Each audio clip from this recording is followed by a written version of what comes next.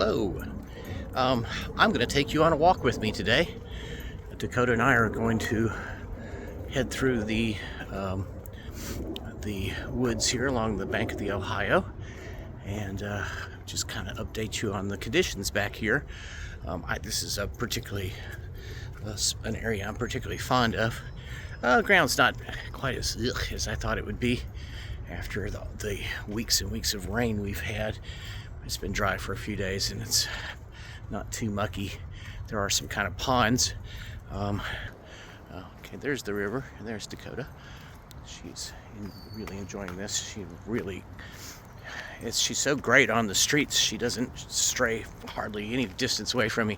As soon as we get back here in the woods, she's just all over the place. I guess she knows. That's the rules. So they came back in here a few weeks ago. It's been a while since I've been back in here between weather and going to Chattanooga last weekend. But so they bulldozed this trail, which was part of the Louisville loop that they abandoned, 15 years ago, if not longer.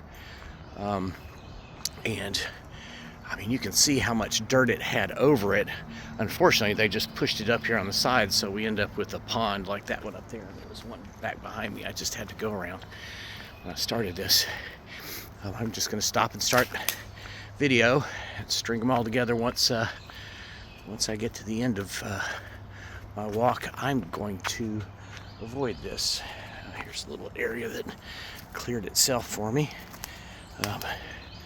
So there's a lot of trails back here that people run four-wheelers and motorcycles on and whatnot. So there are alternate routes around this, but as you can see, there's a little bit of a swamp pond area going on where this road goes. But it's kind of neat that they're actually maybe going to bring it back to life. That would be very, very cool. Now I've got to figure out how to get around this deep mud pit. Looks like I could walk right over here.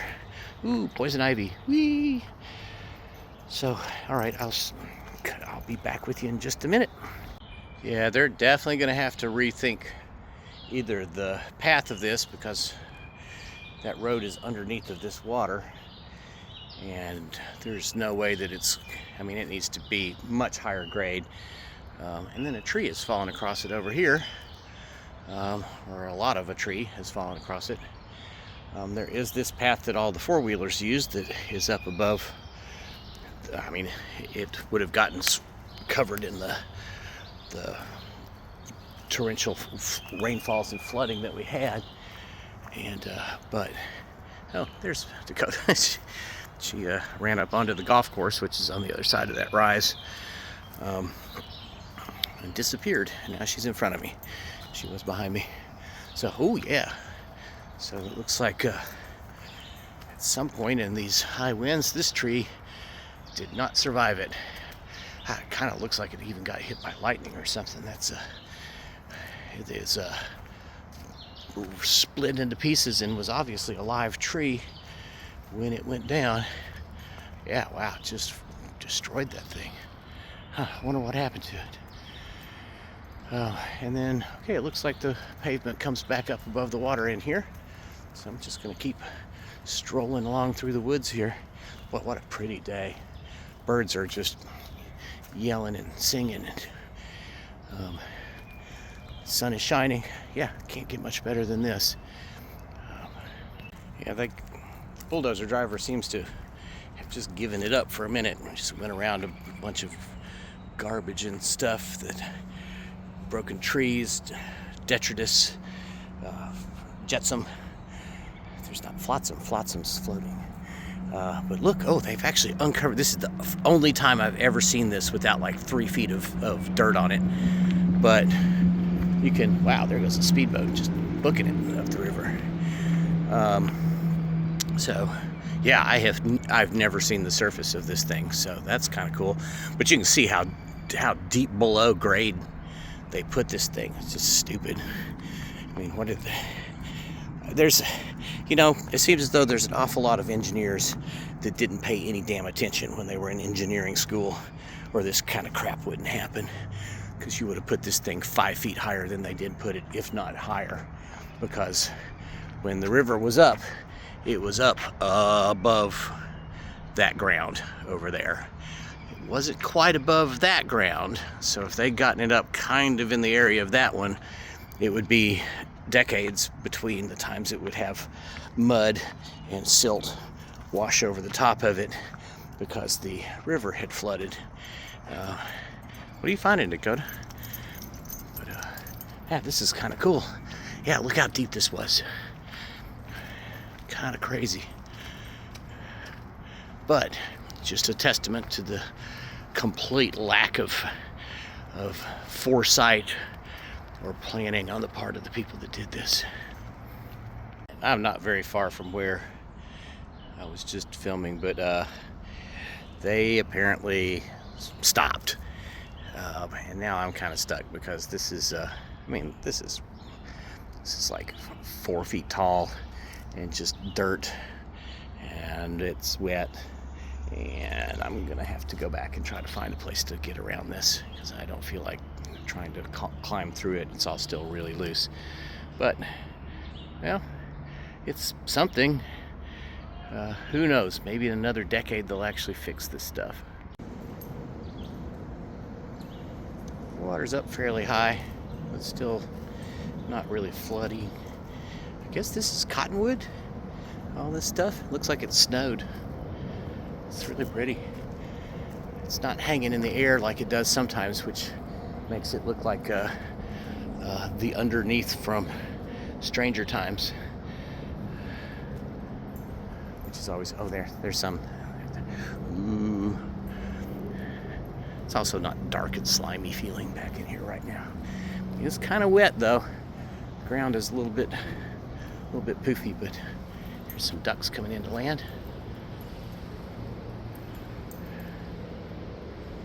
Oops, sports ball sighting. You always find at least one washed up. So just to give you an idea of how kind of goofy this road thing is, down there is where the road is. This is the natural riverbank. This gets topped every spring. So why in the world would you put a road in that is at least 10 feet below the level of the natural riverbanks and at least 12 feet below sort of like average springtime flooding? It just, I don't know. It's like, hey, here's a bunch of money. All right, let's go make a road through the woods and not think anything about what's going to happen in the future. Just, but hey, why not piss away a bunch of money on instead of doing it right? Here we are under the Sherman Mitt Bridge, the lovely and just newly renovated bridge. It is this graffiti hasn't been touched up by anybody in a while. Actually, I kind of think that one might be kind of fresh, right in the middle there. Maybe both of those. But yeah, it's kind of a cool bridge. I like the design. It's like a frame but with cables. There is, well, Dakota is going the wrong way, but I'm going to go up here. The little road more sensibly continues on the other side of the bridge up on top of this ridge, and it, though often covered because they don't do anything to it, it's just like leaf debris and whatnot, and not deposits from the high waters. I think you can see, the flooding just recently was pretty historic, and you can see that the driftwood is just coming up to the top of this little ridge and not over the top of it. So there's a little bit up in here, but it's nothing like it is down in that part of the woods where we just were. I was just complaining. But did they come oh, it looks like they ran a bulldozer down this too. Cool. Alright, let me get past this muck.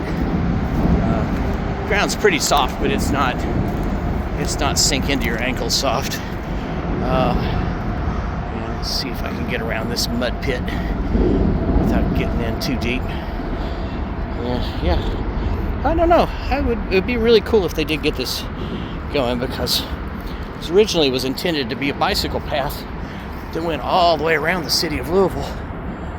And change of administrations, both here and in Washington, kind of, I don't know, seems as though either the funding went away or the will, or both. But we shall continue on. I think we're about 2 miles, maybe 3, into this walk today. It's, like I said, it's a gorgeous Saturday. It's actually heating up. I'm about to have to take off this jacket. So maybe I'll have to give a temperature update. It was 63 when I started. When I left the house, it was 64 within minutes. So it's probably up over 70 at this point. And after coming down from that ridge, it got pretty deep again. And then, I don't know, I guess they just gave up. But it stopped here. You can see this is a little bit below the high water mark, and it's definitely down here is below the actual natural river bank over there. It's neat back in here. There's, man, the size of some of these trees is just amazing. I guess that I don't know what these things are. Let's see.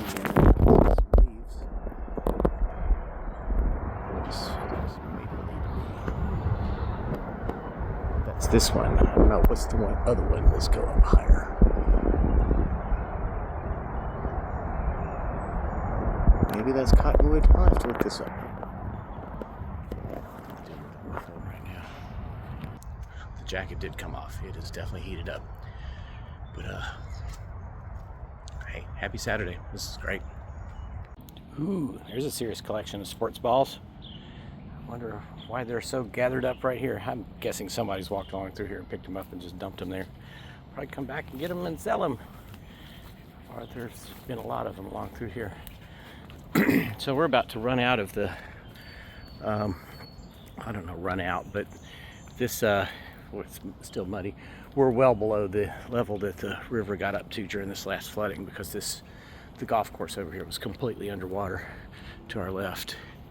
And but right here is where it's been closed, this part of the river walk, Louisville Loop thing, since pretty early on. They built it along this fairly steep, narrow riverbank where the golf course comes up really tight. And I've been hearing tons of people hitting balls over there, so it's very busy today. But they have a wall along through here to keep the sports balls from hitting people like me on the head. Don't let a golf ball hit you on the head. It's a quote of my grandmother. And let's see, it looks like I'm back in the land of, ooh, that's neat. Back in the land of cottonwoods. There's the LG&E towers down there. And so yeah, some of this collapsed partially, and then they closed it because it's so dangerous. But I don't know, it's not. Ooh, actually, now it is. It has not been this bad until now. Yeah, it has collapsed more. But apparently they didn't have enough sense to drive piles here to build this road top on. So they just piled gravel and put it on that. That's real smart when you're dealing with a river. This is also where I got the film of the bald eagles. Oh, I wonder what they're making over there. Looks like a new boat ramp. Huh, neat. There goes a cormorant flying over. Let's continue. So, yeah, this area was washed out. Right along through here is washed out. But until the most recent floods, this entire thing has been at least this wide. And actually, this is much more narrow now. I see deer prints here, along with Dakota prints.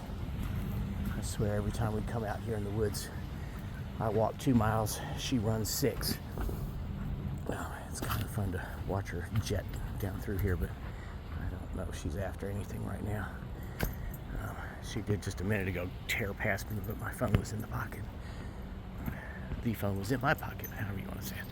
Oh look, it's collapsed up here too. Oh yeah, these are some big changes since last time I was down here. So I'm going to put the phone back in my pocket so I don't fall down.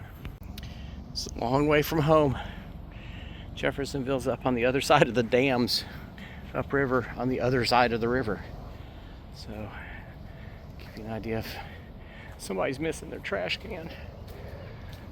But water's, I mean, this is still pretty high actually, the water here. But yeah, check out this fence. It's to keep the sports balls off of our heads. But yeah, that collapse back there, I mean, the road just ends. It has dropped down about, oh, I'd say probably 8 or 9 feet. There's a big step that I managed to get up on and to get up here. Didn't have to walk around through the woods and the poison ivy. I'm almost at the end of Shawnee Park. We've done 4 miles at this point. And Dakota has been stopping to inspect all kinds of stuff behind us. And this is as close as she's been in probably half a mile. No, that's not true. At one point she was right next to me up on the ridge. But yep, we're just about to run out of trail here. As a matter of fact, I think right after that turn right there is the end. Not sure what I'm going to do after here. I do have to go into the city. So I'm either going to continue to the south and cut through the neighborhood back there, or I'm just going to go straight down Broadway here and then sort of zigzag back home. Probably the latter. We're at, like I said, we're at 4 miles, so we're going to be about 5.5 or 6 by the time we get back to the house. But we'll see. But boy, what a pretty day.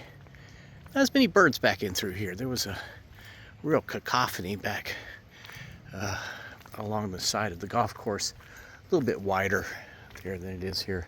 It's just right on the other side of that rise right there is the park, and it's all open and stuff. We're a little over 4 miles. Dakota, on the other hand, is probably covered about 8 or 9 or 10. She's running all over the place. Right there she is. Check out this thing. It's owned by a church, which seems kind of a shame, but at least it's being kept in good shape. It's a monster. Yeah, this thing's just absolutely gigantic. Doesn't seem to have much information about it, but there's a big-ass church behind it with another big-ass church building. It looks like it's, I don't know, unused, either that or it's a part of a school or something like that. But yeah, this thing is just gigantic. These stone entryway columns, pretty cool. This is the very end of Broadway towards the river. The Shawnee Park is right over there. So, give you an idea of what the wealth that was once in this end of the city. That's pretty cool, like some kind of private club. And both of those houses are pretty amazing. And here we are walking through the Shawnee neighborhood of Louisville. I'm back in an alley, of course. Dakota's back there behind me. Let's see, flip it around. And there's a bunch of, it's kind of typical of this area. Really nice houses, good sized houses. I think I'm going to continue down the alley because it's nice and quiet. But yeah, this is, and you know, kind of a mixture of apartment buildings thrown in. It's a nice neighborhood. This has a much worse reputation than it deserves. We are at 5.5 miles, and Dakota's starting to feel all of her rampant wild running in the wilds. You can see we've moved into a little bit more sort of working-ish, class-ish neighborhood. There's an apartment building. Most of these are little one-family houses. Nice, all kind of made the same. Probably made right after World War II would be my guess. Shawnee Academy is right over there. And we are getting much closer to home. We've crossed over from the Shawnee neighborhood to the Portland neighborhood. We're pretty close to my house. We're at 6¼ miles. Come on, Dakota. You do not need to sniff that trash can. Come on. Dakota's definitely worn herself out. Boy, this yard's really out of control. I don't know, I'm not sure if anyone's actually living here. This place has seemed kind of weird for a little while. It's gotten kind of cloudy and breezy. It's nice, boy, I tell you what, over in the Shawnee neighborhood, it seemed like everybody everywhere was barbecuing. Oh my goodness, it smelled like barbecue. Yep, Dakota's just lagging behind. She's usually out in front of me through here, but that's what happens when you run 10 miles in the course of 3. Okay, I think I'm going to call this the end of it. Thanks for coming on a walk with me. Have a great Saturday. See you next time.